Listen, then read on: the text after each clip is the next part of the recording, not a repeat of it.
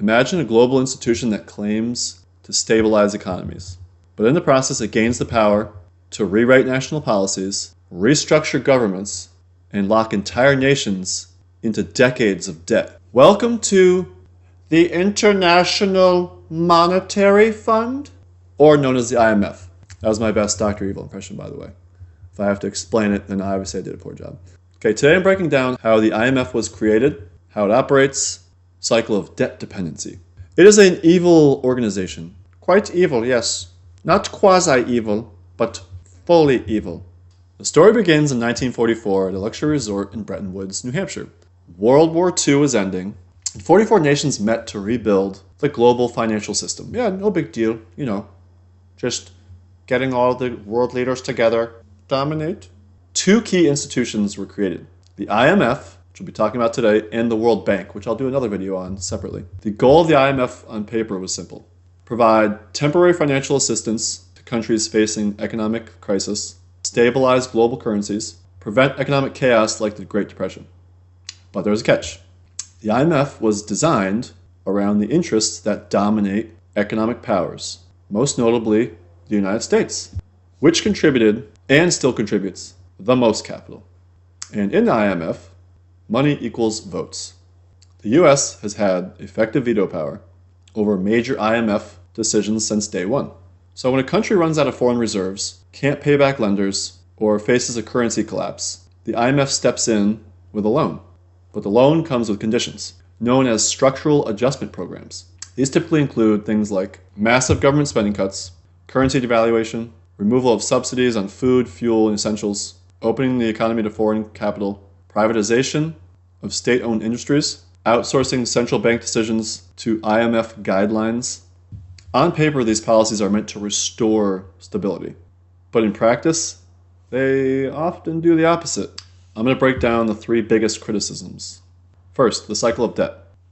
Countries borrow from the IMF, must cut spending, the economy shrinks, tax revenues fall, so then they borrow again. Just big cycle of debt. The cycle is so common, economists literally call it the debt trap. Some examples: Argentina, which has gone through over 20 IMF programs. Maybe stop giving them loans. Each one followed by a deeper crisis. Kenya, Zambia, Pakistan, and others where IMF loans became reoccurring instead of temporary. That word temporary in the government. There is nothing so permanent other than a temporary government program. I probably misquoted it slightly, but that's the point. All right, 2, the social consequences. IMF required austerity often leads to higher unemployment, rising poverty, cuts in healthcare and education, higher costs for everyday essentials, public unrest and riots. This is not speculation. It's been documented several times. Latin America in the 1980s, East Asia in the 1997 crisis, Sub-Saharan Africa through the 1990s to 2000s. Even internal IMF research has admitted that austerity can worsen inequality.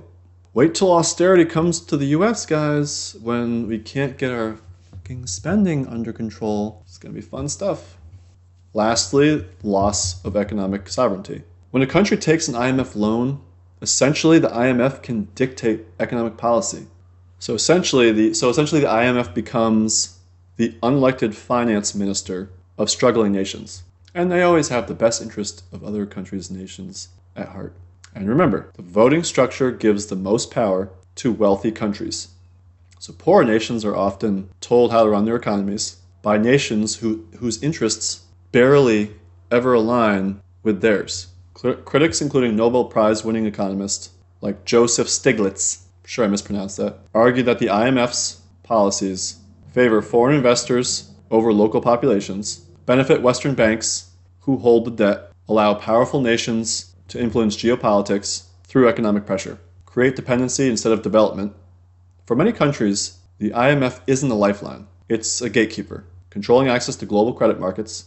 Without IMF approval, countries often can't secure international financing at all. This gives IMF immense leverage. The IMF was created with the stated intention of stabilizing economies, but the combination of conditional loans, austerity demands, unequal voting power, and repeated failures in developing countries has led many to argue, myself included, that the IMF functions less like a helpful institution and more like a system that keeps struggling countries dependent, indebted, and compliant.